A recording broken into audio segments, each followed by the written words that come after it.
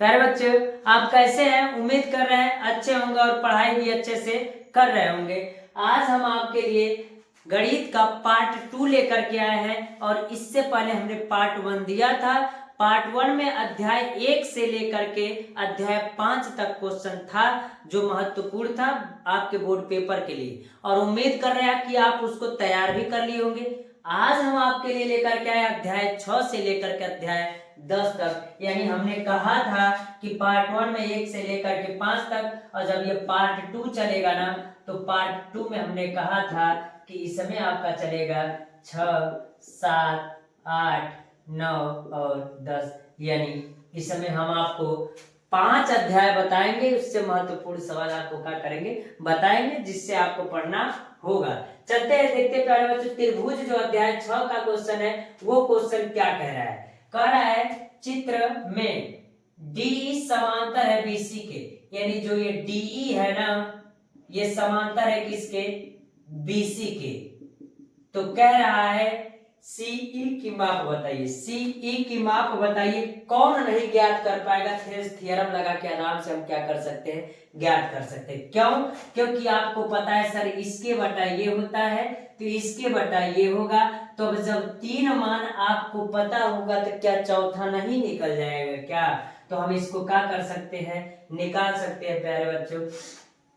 अगर हम कहें थ्योरम का प्रयोग करके निकाल सकते हैं। तो उसी प्रकार अगला ये कह रहा है कि दिए गए चित्र में त्रिभुज ABC के आधार BC के समांतर रेखाखंड PQ खींचा गया है। यानी इसके समांतर अगर कहे तो कौन सी रेखा खींची गई है? तो हम कहेंगे PQ खींचा गया है। और कह रहा है यदि PQ बराबर है एक संबंधे 3, PQ संबंधे BC, यानी PQ संबंधे BC बराबर 1 संबंधे 3 हो तो कह रहा है AP और PB का अनुपात होगा। AP और PB का अनुपात होगा। इसमें भी थ्योरम से हम क्या कर सकते हैं, ज्ञात कर सकते हैं। आइए अगला क्वेश्चन क्या कर रहा है। एक समबाहु त्रिभुज ABC की भुजाएं 2A है, उसके प्रत्येक शीर्षलंब की लंबाई होगी, यानी प्रत्येक शीर्षलंब की लंबाई होगी। इस क्वेश्चन को देख लीजिएगा। अगला क्वेश्चन ये कह रहा है चित्र में D समांतर है BC के, यानी D समांतर है किसके? तो हम कहेंगे BC के है। तो चलते हैं प्यारे बच्चों, ये इसके समांतर यदि AD बराबर 3 सेंटीमीटर, किसके? AD बराबर 3 सेंटीमीटर, AE बराबर कितना है? 2 सेंटीमीटर, DB बराबर कितना है? तो DB बराबर कहेंगे 6 सेंटीमीटर है। तो कह रहा है CE का मान बताइए प्यारे बच्चों। ये कौन नहीं ज्ञात करेगा? फिर थेल्स थ्योरम लग जाएगा। यानी इससे हार्ड सवाल नहीं देते, बस आपको थेल्स थ्योरम को अच्छे से पढ़ना होगा और इसका जवाब देना होगा। इसके लिए अगला क्वेश्चन कह रहा है कि चित्र में, हाँ इस प्रकार के क्वेश्चन को जरा केयर करके पढ़िएगा प्यारे बच्चों। कह रहा है चित्र में यदि LM समांतर है CB के, LM समांतर है CB के, तो कह रहा है LN समांतर है CD के, LN समांतर है CD के, यानी ये वाला समांतर किसके है? तो ये कह रहा है इसके समांतर है। तो और कह रहा है ये वाली भुजाएं जो है ये इसके समांतर है। तो सिद्ध कीजिए कि AM बट्टा में क्या होगा? AB, AM बट्टा में AB। फिर थ्योरम, फिर क्या कर रहा है? AN बट्टा में AD। तो ये कह रहा है इसको ज्ञात कीजिए। इस प्रकार के सवालों को देख लीजिएगा, ये इंपॉर्टेंट टॉपिक है।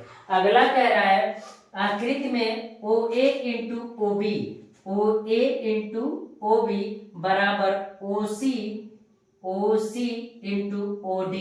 दर्शाइए कि कोण A कोण C के तथा कोण B बराबर कोण D है। यानी कोण A जो है, कोण A को जरा देखिए, इसको कोण C के बराबर है, इसके बराबर होगा। और कह रहा है कोण B जो है कोण D के बराबर होगा। तो ये भी हो सकता है। तो इस प्रकार इस सवाल को क्या कर लीजिएगा, इसको भी लगा लीजिएगा। अगला कह रहा है एक त्रिभुज का एक कोण दूसरे त्रिभुज के एक कोण के बराबर हो तथा इन कोणों को अंतर्गत करने वाली भुजाएं समानुपाती हो तो सिद्ध कीजिए कि दोनों त्रिभुज क्या होंगे? समरूप होंगे। तो इस प्रकार प्यारे बच्चों हम कह सकते हैं कि आपका त्रिभुज का क्वेश्चन क्या होता है, कंप्लीट होता है। अगला जो अध्याय आपका है वो 7 है, जिसका क्वेश्चन क्या होगा? निम्न। तो प्यारे बच्चों आइए हम देखते हैं अध्याय 7 निर्देशांक ज्यामिति का महत्वपूर्ण प्रश्न, जो आपके लिए बोर्ड पेपर के लिए बहुत महत्वपूर्ण होगा। अगर हम कहें कि पहला क्वेश्चन क्या कह रहा है। तो पहला क्वेश्चन ये कह रहा है दो बिंदुओं 2,3 और 4,1 के बीच की दूरी ज्ञात कीजिए। तो हम एक बात आपको बता देना चाहते हैं, अगर किसी बिंदु का निर्देशांक दिया हुआ है, मान लीजिए 2,3 दिया हुआ है और दूसरा दिया हुआ है जो 4,5 है, कोई भी मान सकते हैं आप। तो इसमें जो दो बिंदु होते हैं इसको x मानते हैं और इसको y मानते हैं और इसको x मानते हैं और इसको y मानते हैं। अगर दो बिंदु दिया था x1 होगा तो ये y1 होगा, ये x2 होगा तो ये क्या होगा, y2 होगा। तो आपको पता है दो बिंदु दिया हुआ है, दो बिंदु जब, तो हम कह सकते हैं कि दो बिंदुओं के बीच की दूरी पूछ रहा है। तो आपको पता है दो बिंदुओं के बीच की दूरी क्या होता है, √(x2 - x1) x2 - x1 plus y2 - y1 होता है। उस सूत्र से इसको क्या कर लेंगे, ज्ञात कर लेंगे। इसमें दो बिंदु दिया हुआ है तो हम दो बिंदु तो ज्ञात कर सकते हैं, लेकिन जो अगला क्वेश्चन दिया हुआ है कि बिंदु -3, -4 की मूल बिंदु से दूरी ज्ञात कीजिए। इसका मूल बिंदु से दूरी पूछ रहा है, तो इसमें तो एक ही बिंदु दिया हुआ है, लेकिन एक बिंदु दिया हुआ है लेकिन दूसरा कह रहा है मूल बिंदु। तो एक तो x1 y1 मिल जाएगा और x2 y2 नहीं मिलेगा। तो उस स्थिति में जब यह मूल बिंदु कह रहा है तो मूल बिंदु का निर्देशांक क्या होता है, 0,0 होता है। तो दूसरा को 0,0 मानिएगा और एक को ये मानिएगा। उसके बाद से मूल बिंदु से दूरी क्या कीजिएगा, ज्ञात कीजिएगा। सेम फार्मूला इसके जैसा ही लगेगा, लेकिन अंतर है कि एक बिंदु इसमें दिया हुआ है, एक बिंदु इसमें नहीं दिया हुआ है, तो मूल बिंदु मान लेंगे। अगला चलते हैं कि बिंदु -3,5 की y अक्ष से दूरी क्या होगी।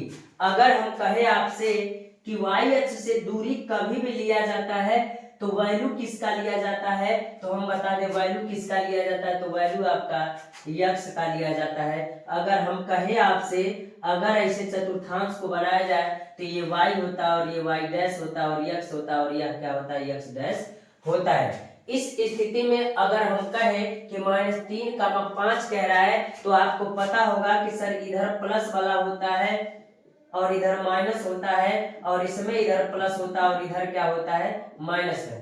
तो कह रहा है कि y अक्ष से दूरी, तो y अक्ष ये है, इससे दूरी करना चाहे इधर जाए चाहे इधर जाए, तो आप बताइए किस पर जा रहे हैं, x पर जा रहे हैं ना। इसीलिए वैल्यू किसका लिया जाता है, x का लिया जाता है। अगर x अक्ष से पूछेगा तो y के वैल्यू को लीजिएगा, y अक्ष से पूछेगा तो x के वैल्यू को लीजिएगा। और मैं आपको बता देना चाहता हूँ ये बहुविकल्पी का इंपॉर्टेंट क्वेश्चन हो सकता है, क्योंकि डायरेक्ट वो पूछेगा, लोग सॉल्व करेंगे, सॉल्व करने की जरूरत ही नहीं, इसमें सीधे जो रहेगा y बराबर -3 आंसर कर दिया जाएगा, यानी x वाले वैल्यू को लिया जाता है।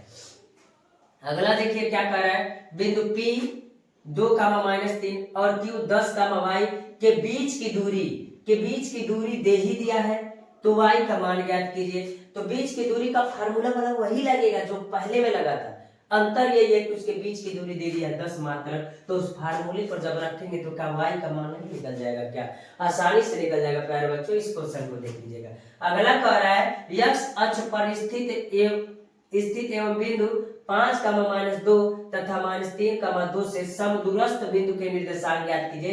तो समदूरस्थ वाला आपके लिए टॉपिक इंपॉर्टेंट होने वाला है प्यारे बच्चों। समदूरस्थ वाला क्वेश्चन क्या कर लीजिएगा, देख लीजिएगा। यानी x अक्ष पर स्थित वह दो बिंदु है, स्थित एवं दो बिंदु इतना है, अगर दो बिंदु है समदूरस्थ है, समान दूरी पर है, तो उस स्थिति में बिंदु के निर्देशांक क्या कीजिए, ज्ञात कीजिए। तो इसको देख लीजिएगा। अगला कह रहा है कि -2,6 और -2,10 को मिलाने वाली रेखाखंड के मध्य बिंदु के निर्देशांक ज्ञात कीजिए। तो मध्य बिंदु का निर्देशांक कह रहा है, यानी एक रेखा दिया हुआ है, इसका निर्देशांक दिया हुआ है।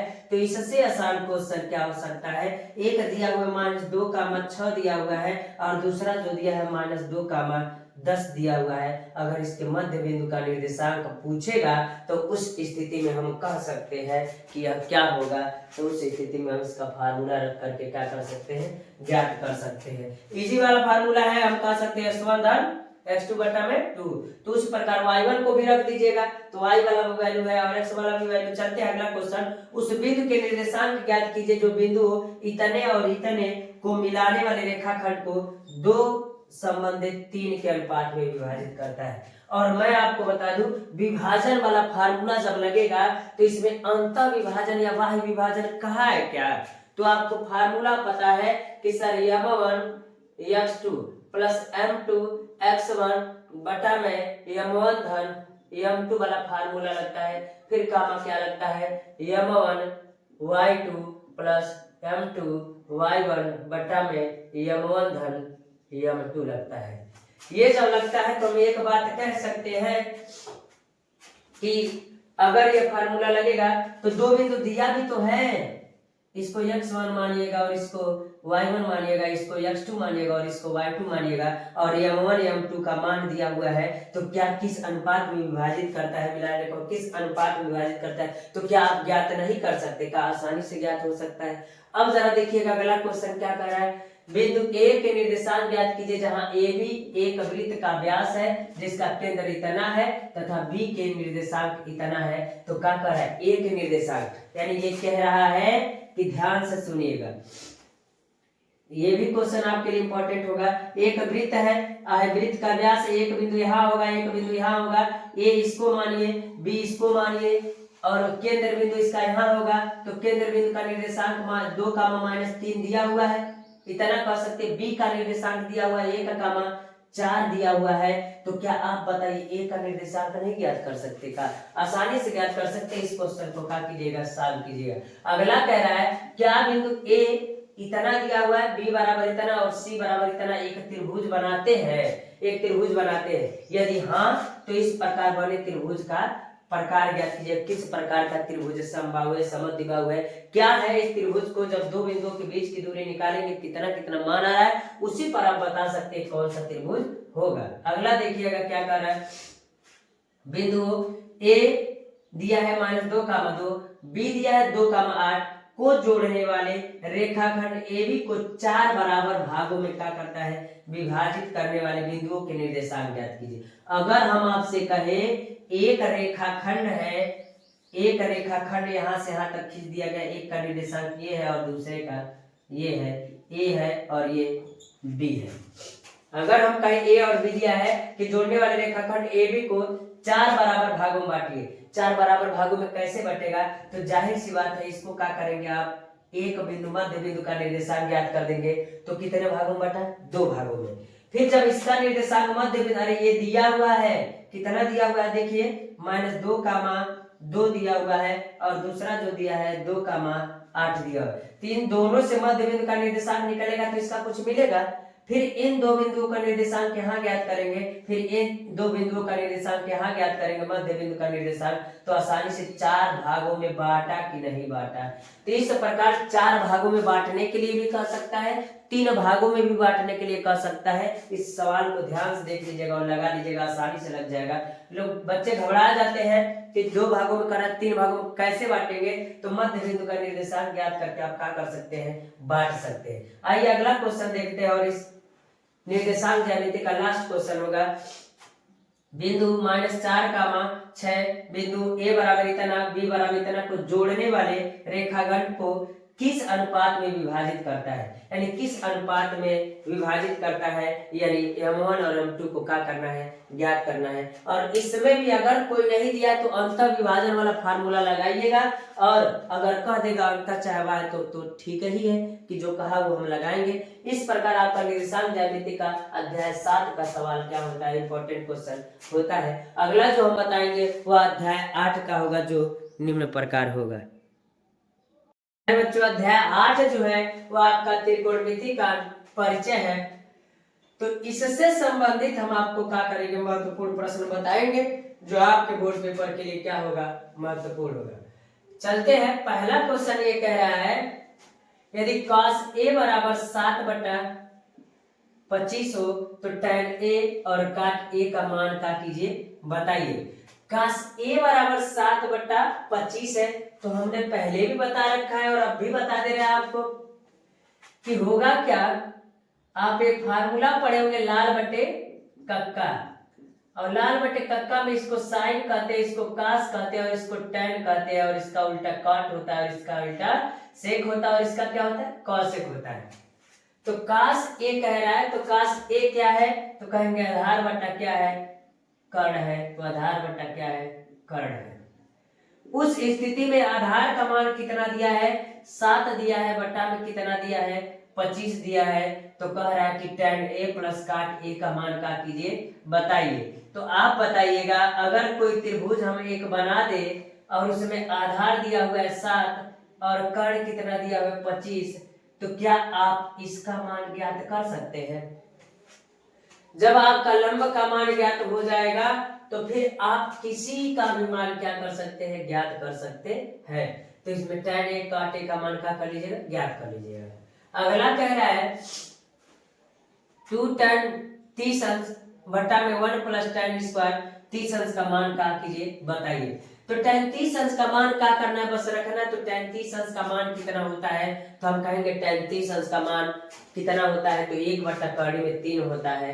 तो इतना हो गया। तो हम कह सकते हैं, अगला जो कह रहा है कि 2 tan स्क्वायर 45 अंश प्लस cos स्क्वायर 30 अंश माइनस sin स्क्वायर 60 अंश का मान क्या कीजिए, बताइए। तो बस मान रख करके उसको क्या करेंगे, कैलकुलेशन कर लेंगे, जो आएगा वही आंसर होगा। और ये क्या होगा, sin 27 अंश बटा में cos 63 अंश। तो इसको क्या कह रहा है, जरा ध्यान से देखिएगा, बहुविकल्पी में पूछ देता हूँ, इसका मान कितना होगा। तो हम कहेंगे जब कभी ऐसा होगा तो जरूर 90 में से घटाने पर इतना आ रहा होगा। तो अगर हम कहेंगे कि साइन अगर 90 माइनस 63 कर दे तो क्या होगा, तो हम कह सकते हैं cos 63 बटे में बचबे करेगा। तो आपको पता है साइन 90 माइनस थीटा बराबर cos थीटा होता है। तो cos 63 बटा में cos 63, आप बताइएगा ये काटेगा तो बचेगा कितना, एक आंसर बचेगा। तो हम कह सकते हैं इस सवाल को मान कुछ और हो सकता है इनके जगहों पर, लेकिन इस प्रकार के सवाल को आप क्या कर लीजिएगा, देख लीजिएगा। चलते अगला जो कह रहा है सेक a प्लस tan a, एक क्वेश्चन में दूसरे में 1 माइनस साइन a का मान क्या होगा। तो इसको क्या करना है, आपको बताना है। तो इसको भी क्या कर लीजिएगा, बता दीजिए।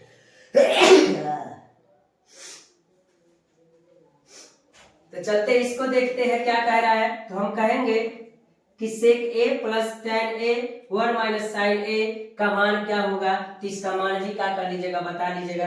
अगला क्या कर रहा है, तो अगला हम कहेंगे कि कह रहा है 5 cos स्क्वायर 60 अंश प्लस 4 सेक स्क्वायर 30 अंश माइनस tan स्क्वायर 45 अंश प्लस cos स्क्वायर 90 अंश का मान क्या होगा, बताइए। तो ये भी आसान है, बस मान ही तो रखना है। तो इस प्रकार के सवालों को देख लीजिए। अगला कह रहा है हल कीजिए 1 प्लस साइन थीटा बटा में cos theta plus cos theta बटा में 1 प्लस साइन थीटा होगा बराबर 2 सेक स्क्वायर सेक थीटा। आप बताइए जब इतना मान दिया रहेगा तो क्या इसको हल करके हम सीधा नहीं कर सकते हैं। तो इतना जब लाना तो आसानी से इसमें तो आंसर भी दिया रहता है, कोई दिक्कत ही नहीं होगा। अगला करा 1 plus tan square theta 1 minus sine theta और एक क्वेश्चन में 1 प्लस साइन थीटा बराबर 1 का कीजिए, सिद्ध कीजिए। तो इसको भी आप क्या कर लीजिएगा, सिद्ध कीजिएगा। अगला कर रहा है sine square 4 theta minus cos square 4 theta बराबर 2 साइन स्क्वायर थीटा माइनस 1, इसको भी क्या कर लीजिएगा, सॉल्व कर लीजिएगा। अगला कर 1 प्लस सेक a बटा में सेक a बराबर साइन स्क्वायर a बटा में 1 माइनस cos स्क्वायर है। तो इस प्रकार इस सवाल को क्या कर लीजिएगा, देख लीजिएगा। अगला जो कह रहा है 1 माइनस साइन थीटा कोष्टक में 1 प्लस साइन थीटा बराबर sec theta minus tan theta. तो इस प्रकार का सवाल क्या होगा, महत्वपूर्ण होगा। और जब कभी भी ऐसा सवाल कड़ी में रहता है तो उसका प्रमेयीकरण करके उसका मान क्या कीजिएगा, ज्ञात कीजिएगा, तो ये हो जाएगा। अगला कह रहा है 3 cot थीटा बराबर 4, तो cosec थीटा का मान ज्ञात कीजिए। तो ये भी तो ऐसा ही है, ये 3 cot थीटा है तो 3 को इधर भेजेंगे तो क्या हो जाएगा, तो cot थीटा बराबर हो जाएगा आपका 4/3 हो जाएगा। जब 4/3 हो जाएगा तो आप कह सकते हैं कि cot बराबर आधार बटा लंब होगा।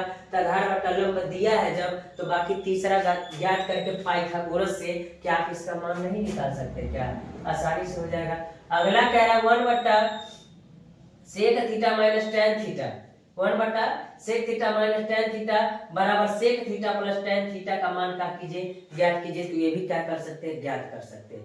अगला कह रहा है sine theta plus cosec theta square plus cosec theta plus sec square sec theta का होल स्क्वायर बराबर 7 plus tan square theta plus cot square theta का मान। यानी इतना क्या करना है, प्रूव करना है, यानी इसको सॉल्व करके इतना लाना है। और जब कभी मान अगर बराबर उसके नहीं आता है तो एक काम किया जाता है कि उसको भी हल कर लीजिए, इसको भी हल कर लीजिए, जो दोनों का मान आना चाहिए बराबर आना चाहिए, यानी लेफ्ट हैंड साइड बराबर राइट हैंड साइड होगा, जिससे वो भी कहा जाएगा, प्रूव हो जाएगा। इस प्रकार त्रिकोणमिति के परिचय का महत्वपूर्ण क्वेश्चन इतना था।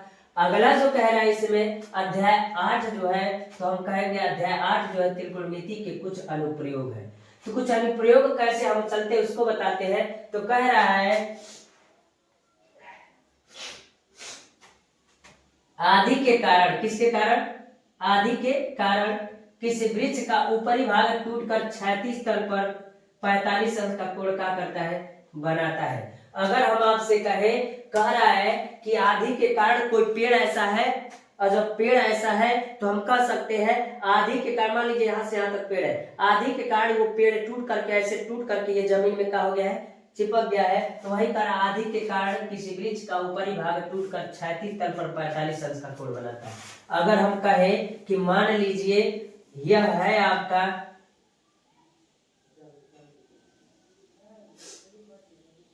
वृक्ष और ये टूट करके ऐसे जमीन पर क्या हो गया है, टच कर गया, तो हम कहेंगे आदि के कारण किसी वृक्ष का ऊपरी भाग टूटकर क्षैतिज तल पर 45 अंश का क्या करता है, कोण बनाता है। यदि वृक्ष का शिखर क्षैतिज तल पर जड़ से 6 मीटर की दूरी पर है, इस जड़ से कितनी दूरी पर है, तो हम कहेंगे इतना दूरी कितना है, तो 6 मीटर की दूरी पर है, मिलता हो। तो वृक्ष की ऊंचाई ज्ञात कीजिए। तो वृक्ष की ऊंचाई कितनी थी बताइए, ये पूरा ऊंचाई क्या कर रहा है, पूछ रहा है। तो आसानी से ज्ञात कर सकते हैं, क्योंकि इसका ये जो भाग टूट करके गिरा है, यहाँ तक गिरा है, वो भी किसी का पेड़ का ही भाग है, ये मान दिया हुआ है।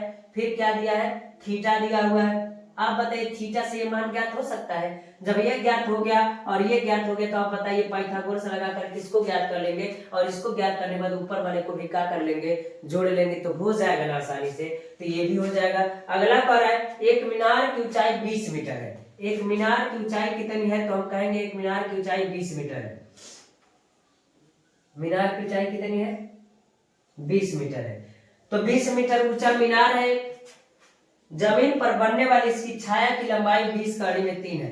इसकी लंबाई जो है इस पर कितना बन रहा है, 20 कड़ी में 3 बन रहा है। अब कह रहा है सूर्य का उन्नयन कोण ज्ञात कीजिए। अब कह रहा है 20 मीटर ऊंचाई पर मीनार है, 20 मीटर है। तो आप बताइए अगर थीटा पूछ रहा है, थीटा का मान आप नहीं ज्ञात कर सकते हैं, तो थीटा का मान आप आसानी से क्या कर सकते हैं, ज्ञात कर सकते हैं। एक क्वेश्चन कह रहा है, और इस प्रकार का क्वेश्चन इंपॉर्टेंट होता है। एक पेडेस्टल के शिखर पर 1.6 मीटर ऊंची मूर्ति लगी है। भूमि के एक बिंदु से मूर्ति के शिखर का उन्नयन कोण कितना है, मूर्ति के शिखर का उन्नयन कोण क्या है, तो कहेंगे 60 अंश है। और उसी बिंदु से पेडिस्टल के शिखर का उन्नयन कोण कितना है, 45 अंश है। तो पेडिस्टल की ऊंचाई क्या कीजिए, ज्ञात कीजिए। तो आसानी से इस प्रकार के क्वेश्चन को देख सकते हैं। तो इसमें का अगला यानी 3 क्वेश्चन हो गया। अगला जो क्वेश्चन होगा वो निम्न प्रकार होगा, जो महत्वपूर्ण होगा। इतना तो इसका हो गया तीसरा क्वेश्चन। 3 क्वेश्चन ये कह रहा है। चौथा क्वेश्चन क्या कह रहा है, जब सूर्य का उन्नयन कोण फाई से थीटा हो जाता है, तो क्षैतिज तल के खड़े एक स्तंभ की छाया a मीटर अधिक हो जाती है। कह रहा है अगर कोई स्तंभ ऐसे है, इसकी यहाँ बन रही है फाई, इसकी क्या कर रहा है, थीटा, फाई से थीटा हो जाता है, यानी ये कितना हो जाता है, थीटा हो जाता है। तो क्षैतिज तल में खड़े एक स्तंभ की छाया a मीटर का हो जाती है, अधिक हो जाती है, a मीटर अधिक हो जाती है। तो स्तंभ की ऊंचाई ज्ञात कीजिए, यानी इस स्तंभ की ऊंचाई को क्या कर रहा है, तो इस ऊंचाई को क्या कीजिएगा, ज्ञात कीजिए। बच्चों जो आपका अगला अध्याय यानी अध्याय 10 है वृत्त, इससे संबंधित जो महत्वपूर्ण प्रश्न है ये होगा, जो आपके लिए महत्वपूर्ण होगा बोर्ड पेपर के। कह रहा है पहला क्वेश्चन, 5 सेमी त्रिज्या के एक वृत्त के बिंदु पर खींची गई स्पर्श रेखा PQ, यानी एक क्या है, वृत्त है जिसकी त्रिज्या कितनी है, 5 सेंटीमीटर है, और इसके बिंदु पर खींची गई स्पर्श रेखा PQ, यानी एक स्पर्श रेखा खींची गई है। ये छेदक रेखा नहीं, स्पर्श रेखा है। स्पर्श रेखा ऐसे खींची गई, इसका नाम P है और इसका नाम O है, और इसको यहां से मिला देंगे, और इस प्रकार स्पर्श रेखा खींची गई है। तो कह रहा है बिंदु O पर मिलती है। OQ बराबर कितना है, 12 सेंटीमीटर है। तो कह रहा है पी क्यू का मान क्या कीजिए, तो ज्ञात कीजिए। तो प्यारे बच्चों पी क्यू का मान आप ज्ञात कीजिएगा। अगला क्वेश्चन कर रहा है चित्र में यदि टीपी टीपी तो टी यहां बना दीजिए, टीपी टी क्यू केंद्र ओ वाले वृत्त किसी वृत्त पर दो स्पर्श रेखाएं इस प्रकार है कि दो स्पर्श रेखाएं इस प्रकार है कि जो परस्पर 110 अंश का कोण बनाते हैं। तो कह रहा है पीटीक्यू का पीटीक्यू यानी इसका मान बताइए। तो बिना देखे अगर बहुविकल्पी में ऐसा क्वेश्चन पूछ देता है, बिना सवाल के नहीं बता सकते का ये 70 अंश होगा। कैसे होगा? क्योंकि किसी भी चतुर्भुज को देखा जाए तो चतुर्भुज के आमने सामने का जो कोण होता है उसका योग कितना होता है 180 अंश। तो 180 अंश में 110 दे दिया तो बचा कितना 70 अंश। तो ये कितना हो जाएगा 70 अंश। ये बहुविकल्पी में क्वेश्चन पूछता है। अगला कर एक वृत्त के परिगत एक चतुर्भुज एबीसीडी खींचा गया है। सिद्ध कीजिए कि AB धन CD धन बराबर AD धन BC होगा। तो इस क्वेश्चन को देख लीजिएगा। अगला जो क्वेश्चन है कर रहा है O और O डैश केंद्र वाले दो वृत्त एक दूसरे को बिंदु P पर स्पर्श करते हैं। इस बिंदु P पर स्पर्श करते हैं, पर Y स्पर्श करते हैं। इन वृत्तों की एक उभयनिष्ठ अनुस्पर्शी AB खींची गई है। तो सिद्ध कीजिए कि कोण APB जो होगा का माप कितना होगा 90 अंश होगा। इसका मान कितना होगा 90 अंश होगा। इस क्वेश्चन को देख लीजिएगा। अगला कह रहा है दिए गए चित्र में त्रिभुज ABC के अंतर्गत एक वृत्त खींचा गया है तथा PQR स्पर्श बिंदु है। यदि PA बराबर 4 सेंटीमीटर, PB बराबर 6 सेंटीमीटर, AC बराबर 12 सेंटीमीटर। तो क्या कर रहा है PA बराबर 4 सेंटीमीटर, PB बराबर 6 सेंटीमीटर, AC बराबर आपका 12 सेंटीमीटर है। तो BC का मान क्या कर रहा है पूछ रहा है, क्या होगा बताइए। अगला क्वेश्चन कर रहा है सिद्ध कीजिए कि वृत्त के किसी बिंदु पर खींची गई स्पर्श रेखा स्पर्श बिंदु से जाने वाली त्रिज्या पर क्या होती है लंब होती है।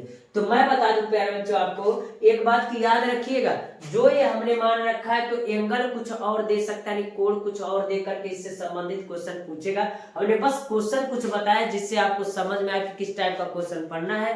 तो हम कह सकते हैं कि इतने टाइप का क्वेश्चन देखिएगा और इसी में मान इसमें बदल सकता है, हम बार बार कह रहे हैं एंगल बदल सकता है, मान कुछ और का पूछ सकता है। इस प्रकार के सवालों को आपका कीजिएगा देखिएगा। और आज ये अध्याय 10 तक का यानी 6, 7, 8, 9 और 10 का महत्वपूर्ण प्रश्न हमने आपको आज का कर दिया बता दिया। इतना तैयार कीजिएगा, अगला वीडियो जो होगा वो अगले दिन चले जाएगा ही आपके पास पढ़ने के लिए। इतना तैयार कर लीजिए प्यारे बच्चों। आज के लिए इतना रहने देते हैं, धन्यवाद।